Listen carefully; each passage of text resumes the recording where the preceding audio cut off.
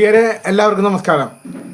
നമുക്ക് auto taxi നിരക്ക് വർധനവുമായി ബന്ധപ്പെട്ട് ചില കാര്യങ്ങൾ ചർച്ച ചെയ്യുന്നതല്ലായിരിക്കും എനിക്ക് തോന്നുന്നത്. നിങ്ങളൊന്ന് ആലോചിക്കുക, ഈ 10 ലക്ഷത്തോളം വരുന്ന ഓട്ടോറിക്ഷ തൊഴിലാളികൾ നിലവിലുണ്ട്.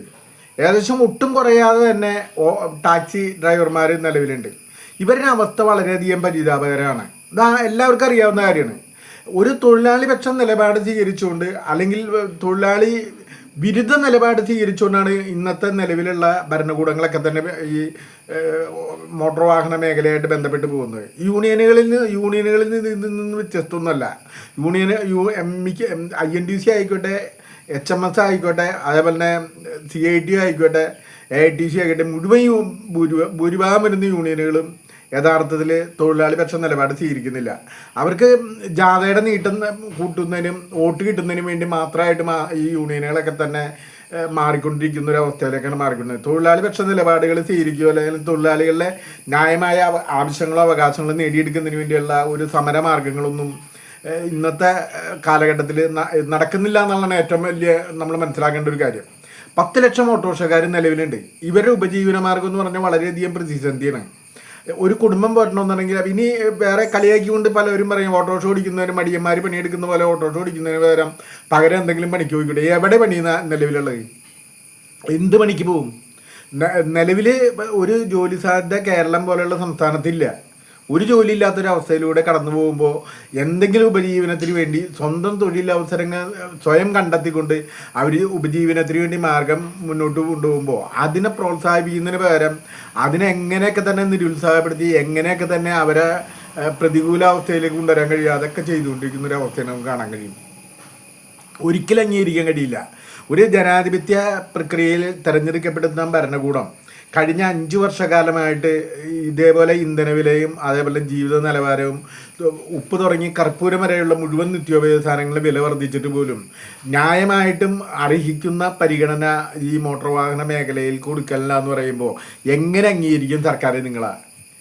LDF മാറി UDF വന്നപ്പോഴും ഇത് തന്നെയാണ് അവസ്ഥ. എത്ര പ്രാവശ്യം ഇന്ധനവില കൂടി? നിങ്ങളൊന്ന് ചിന്തിച്ച് നോക്കിയേ. നിങ്ങളുടെയൊക്കെ ജീവിതം, നിങ്ങളുടെ MLA മാരുടെ MP മാരുടെ ശമ്പളം കൂടണമെന്നുണ്ടെങ്കിൽ നിങ്ങൾ വട്ടമിട്ടിരുന്ന ഒരു മേശയ്ക്ക് ചുറ്റും വട്ടമിട്ടിരുന്നു കൊണ്ട് നിങ്ങൾ കൂട്ടില്ലേ? എന്തുകൊണ്ട് തൊഴിലാളി പക്ഷ നിലപാട് സ്വീകരിക്കാൻ നിങ്ങൾക്ക് കഴിയുന്നില്ല? വളരെയധികം മോശമാണ്. എന്തായാലും ഒരിക്കലും അംഗീകരിക്കാൻ കഴിയില്ല. നമുക്കറിയാം, എല്ലാ ചിലവും കഴിഞ്ഞ് ഒരു ഓട്ടോറിക്ഷ ഓടിക്കുന്നവരുടെ കാര്യം എന്ന് പറഞ്ഞാൽ എടുത്ത് പരിശോധിച്ച് കഴിഞ്ഞാൽ എല്ലാ ചിലവും കഴിഞ്ഞ് 500 രൂപ മാറ്റി വയ്ക്കാൻ ഇല്ലാത്തൊരവസ്ഥയാണ്. 500 രൂപ മാറ്റി വയ്ക്കാനില്ല. അതിൻ്റെ എല്ലാ ചിലവുകളും എടുത്ത് മാറ്റിക്കഴിഞ്ഞാൽ മറ്റു തൊഴിലുകൾ എടുക്കാനുള്ള സാഹചര്യം ഇന്നത്തെ ഒരു ചുറ്റുപാടിൽ നമ്മുടെ സാഹചര്യം ഇല്ല നമ്മൾ മനസ്സിലാക്കണം. യൂണിയനുകൾ തന്നെ കുറച്ചും കൂടി ഉഷാറായിട്ട് പ്രവർത്തിക്കണമെന്ന് തന്നെയാണ് നമ്മൾ നിർദ്ദേശം വരുന്നത്. യൂണിയൻ നോക്കൂത്തിയാകുമ്പോഴാണ് ഇതെല്ലാത്തിൻ്റെയും പ്രശ്നം. പിന്നെ കണ്ടറിഞ്ഞ് സർക്കാർ പ്രവർത്തിക്കുന്നില്ല. സമരം കൊടുമ്പിരി കൊള്ളട്ടെ, അതിൻ്റെ തൊഴിലാളികളുടെ ആവശ്യമാണ്. നിവൃത്തികേട് കൊണ്ട് നിരക്ക് വർധനമെന്ന രീതിയിലാണ് സർക്കാർ കണ്ടത്. എന്തിനാ ഇതിൻ്റെ ആവശ്യം? സർക്കാർ സമരം നടത്താൻ ആവശ്യമുള്ളതിന് സമരം നടത്താനായിട്ടും ആ സമയം വിലപ്പെട്ട സമയം മാറ്റിവെക്കലേ വേണ്ടത്. സമരം നടത്തിക്കൊണ്ട് പ്രകസനപരമായിട്ടുള്ള സമരം നടത്തിക്കൊണ്ട് കാശ് കൂട്ടുന്നതിൽ വല്ല അവസ്ഥയുണ്ട? പിന്നെ നിങ്ങളൊരു കാര്യം മനസ്സിലാക്കണം, ബസ് ഫെയർ കൂട്ടുമ്പോൾ ഉള്ള സംഭവം എന്താണ്? ഏറ്റവും വലിയ ബസ് മുതലാളി ഇവിടുത്തെ സർക്കാരാണ്. ഏറ്റവും കൂടുതൽ കാശ് കൂട്ടേണ്ടതും സർക്കാരിൻ്റെ തന്നെ നിലനിൽപ്പിൻ്റെ ആവശ്യമാണ്. അപ്പോൾ ഇതൊക്കെ തന്നെ ഒരു തരത്തിലുള്ള പ്രകസനപരമായിട്ടുള്ള കാര്യങ്ങളാണ് മുന്നോട്ട് പോകുന്നത്. അപ്പം അതുകൊണ്ട് പ്രകസനപരമായിട്ടുള്ള പ്രശ്നങ്ങളില്ലാതെ തന്നെ ന്യായമായിട്ടുള്ള വേതനം, ആ നിരക്ക് വർദ്ധിപ്പിച്ചുകൊണ്ട് ഏറ്റവും ചുരുങ്ങിയത് മിനിമം ചാർജ് 50 രൂപയെങ്കിലും ആക്കി ഓട്ടോറിക്ഷക്കാർക്ക് കൊടുക്കണമെന്ന് തന്നെയാണ് നമ്മൾ പറയുന്നത്. എന്തുകൊണ്ടാണ് പറയാൻ കാരണം എന്ന് അറിയാമോ?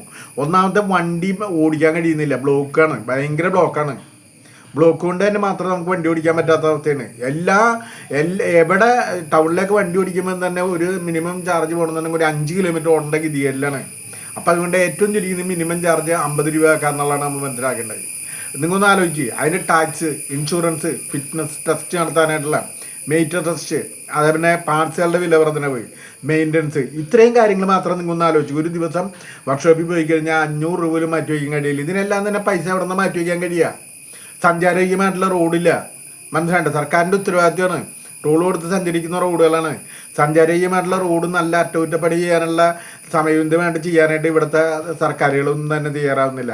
ഇനി മാത്രമല്ല, എല്ലാ പ്രശ്നങ്ങളും പരിഹരിച്ചുകൊണ്ട് റോഡിലേക്ക് വണ്ടി ഇറക്കി കഴിഞ്ഞാൽ എന്താ സംഭവം അറിയാമോ? എന്തെങ്കിലും കാര്യങ്ങൾ പറഞ്ഞ് റോഡ് റോബറിയാണ് നടന്നുകൊണ്ടിരിക്കുന്നത്. റോഡിൽ കൊള്ളടിക്കാൻ വേണ്ടി പോലീസുകാരെയും അതേപോലെ RTOമാരെയും നിർത്തിയിരിക്കുകയാണ്. അവസ്ഥ ഒന്ന് ആലോചിച്ച് നോക്കിയേ.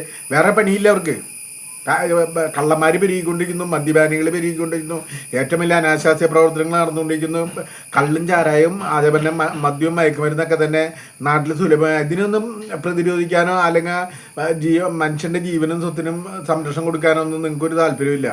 ഞാൻ കൂടുതൽ ദീർഘിപ്പിക്കുന്നില്ല. അതുകൊണ്ട് അടിയന്തരമായിട്ട് ഇപ്പം ഈ സമരം നടത്തി വളരെയധികം പ്രഹസനപരമായിട്ടുള്ള സമരം ഒഴിവാക്കിക്കൊണ്ട് ന്യായമായിട്ടുള്ള വേതനം വർദ്ധിപ്പിച്ചുകൊണ്ട്, നിരക്ക് വർധനം വർദ്ധിപ്പിച്ചുകൊണ്ട് ഈ ഓട്ടോ ടാക്സി മേഖലയിൽ ഈ അതിരൂക്ഷമായിട്ടുള്ള പ്രതിസന്ധിക്ക് ശാശ്വതമായിട്ടുള്ള പരിഹാരം കാണണമെന്ന് മാത്രം അഭ്യർത്ഥിക്കുകയാണ്. ഞാൻ ശിവദാസൻ ഇന്ത്യയുടെ പൗരാവകാശ സമിതിയുടെ എക്സിക്യൂട്ടീവ് ഡയറക്ടറാണ്, one struggle media. Okay, thank you very much.